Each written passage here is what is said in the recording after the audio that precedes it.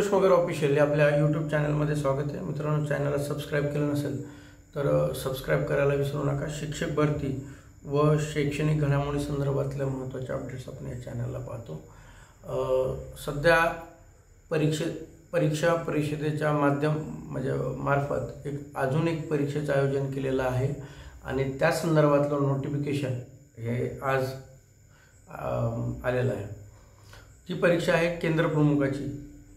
आता पहिला आपण त्याला केंद्र प्रमुख म्हणत होतो, परंतु मागे जी.आर. आला, शासन निर्णय आला आणि त्यामध्ये शासन निर्णयामध्ये त्याचं नाव बदलून केंद्र प्रमुखाचं नाव बदलून समूह साधन केंद्र समन्वय असं करण्यात आलेलं आहे। ही परीक्षा मागच्या वेळेस सुद्धा जाहीर झालेली होती। त्यानंतर काही उमेदवार हे कोर्टामध्ये गेले आणि कोर्टामध्ये गेल्यानंतर ती परीक्षा पुढे अशी रेंगाळत गेली, तर त्याला आत्ता ही परीक्षा आज त्याने त्या संदर्भातलं नोटिफिकेशन काढलेलं आहे। त्याची जी परीक्षा आहे समूह साधन केंद्र प्रमुखाची ही मर्यादित विभागीय स्पर्धा परीक्षा ऑनलाईन पद्धतीने होणार आहे। विशेष आहे, म्हणजे ऑफलाईन पद्धतीने परीक्षा नाही तरी ऑनलाईन पद्धतीने होईल आणि 1 डिसेंबर ते 5 डिसेंबरपर्यंत या परीक्षेचं आयोजन परीक्षा परिषदेने केलेलं आहे। आणि याबाबतची जी अधिसूचना आहेत, वेळापत्रक वगैरे ऑनलाईन किंवा फॉर्म भरण्यासाठी त्यांनी वेबसाईट दिली आहे महाराष्ट्र राज्य परीक्षा परिषदेची www.msc.pune.in या संकेतस्थळावरती आपल्याला पूर्ण माहिती त्या ठिकाणी कळेल। मित्रांनो, आता यामध्ये काय झालं की मागे अनेक उमेदवारांनी पिटिशन दाखल केलेले होते। पिटिशन यासाठी केलेले होते कारण पहिलं जो शिक्षण सेवक होते ते शिक्षण सेवकांचा सुद्धा कालावधी त्या ठिकाणी त्यांचा ग्राह्य धरण्यात यावा असं त्यामध्ये सांगितलं होतं। आता 3 वर्ष जो शिक्षण सेवकाचा कालावधी तो सुद्धा याच्यामध्ये ग्राह्य धरला जातो, म्हणजे ते 3 वर्षांनी पुढे आपली अजून 3 वर्ष सेवा झालेली पाहिजे। असे 6 वर्ष सेवा असेल तर तो उमेदवार या परीक्षेसाठी त्या ठिकाणी पात्र ठरतो। परंतु यामध्ये आता 2019चे जे उमेदवार होते, 2019चे उमेदवार पवित्र पोर्टलचे जे लागलेले उमेदवार आहेत, आता ते यासाठी पात्र आहेत का?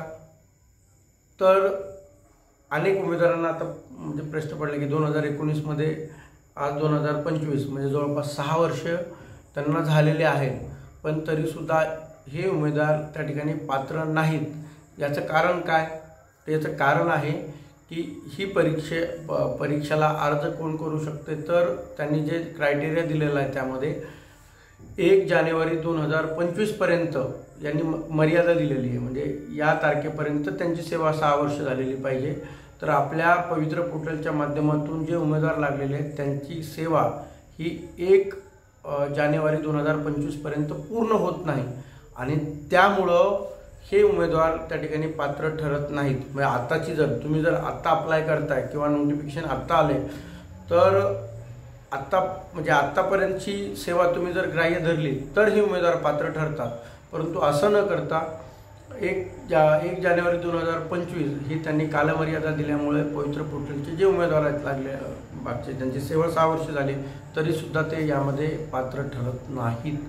त्यामुळं ते उमेदवार पात्र ठरत नाहीत। त्यानंतर संस्थेचे जे उमेदवार आहेत, महानगरपालिकेचे जे उमेदवार आहेत, नगर परिषदेचे जे उमेदवार आहेत, ते उमेदवारसुद्धा केंद्र प्रमुखाच्या परीक्षेला म्हणजे केंद्र समन्वयकाच्या परीक्षेला पात्र ठरत नाहीत।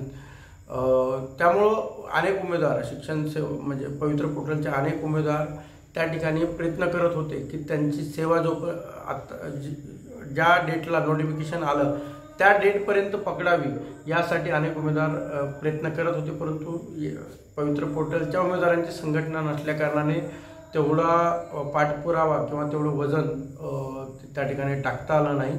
त्यामुळं आपले अनेक उमेदवार हे या स्पर्धा परीक्षेच्या माध्यमातून केंद्र प्रमुख झाले असते, कारण हे सर्व करंटमधले त्यांचा अभ्यासक्रम वगैरे जर बघितला तर या उमेदवारांचा आता करंटमध्ये असल्याकारणाने हे उमेदवार त्या ठिकाणी पात्र ठरतात किंवा ह्या स्पर्धेमध्ये ते कॉम्पिटिशन करू शकले असते। परंतु हा क्रायटेरिया लावल्यामुळं पवित्र पोर्टलचे उमेदवार 2019चे हे उमेदवार या परीक्षेला पात्र ठरत नाहीत।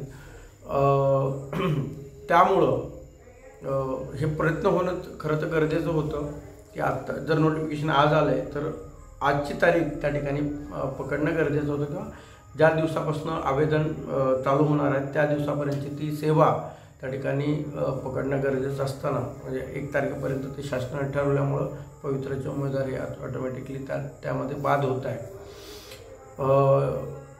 आता याबाबत आता बरेच उमेदवार प्रयत्न करत आहे, बघू त्यामध्ये काही बदल होतो का की अजून काय होतं. परंतु आता केंद्र साधनची जी परीक्षा होणार आहे त्या परीक्षेच्या पात्रतेसंदर्भातला आणि अभ्यासक्रम काय आहे त्या अभ्यासक्रमासंदर्भातला एक सविस्तर व्हिडिओ आपण उद्या पाहूया. सध्याची जी महत्त्वाची अपडेट होती ती महत्त्वाची अपडेट इतरांपर्यंतही जाऊ द्या. जास्तीत जास्त चॅनलला सबस्क्राईब करा आणि हा व्हिडिओ जास्तीत जास्त उमेदवारांपर्यंत शेअर करावा. धन्यवाद.